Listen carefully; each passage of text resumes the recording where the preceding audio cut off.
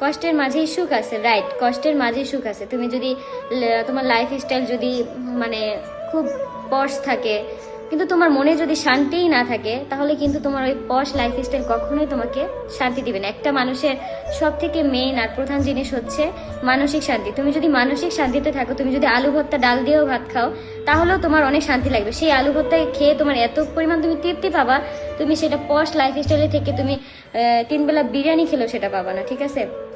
দামি দামি জামা কাপড়, তারপর হচ্ছে গাড়ি বাড়ি থাকলে মানুষ সুখী হতে পারে না। মানুষের মনের মধ্যে সেই শান্তিটা থাকতে হয়। সেটা যদি থাকে, অবশ্যই তুমি হচ্ছে ভালো থাকতে পারবা, ঠিক আছে?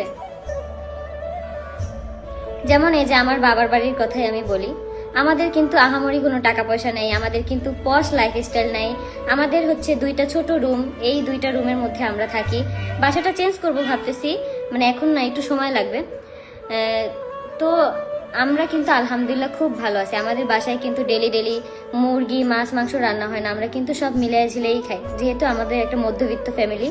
একদিন দেখা যায় আলু ভর্তা করলে, তারপরের বেলা হচ্ছে ডাল, একবেলা আমরা যদি মাছ খাই, তারপরের বেলা শাকসবজি দিয়ে ভাত খাই, ঠিক আছে? কিন্তু ওই খাওয়াটার মধ্যে একটা তৃপ্তি আছে, একটা শান্তি আছে, যেটা হচ্ছে তুমি 3 বেলা বিরিয়ানি খেলেও পাবা না, ঠিক আছে? আর আমাদের লাইফ স্টাইল খুবই সাধারণ।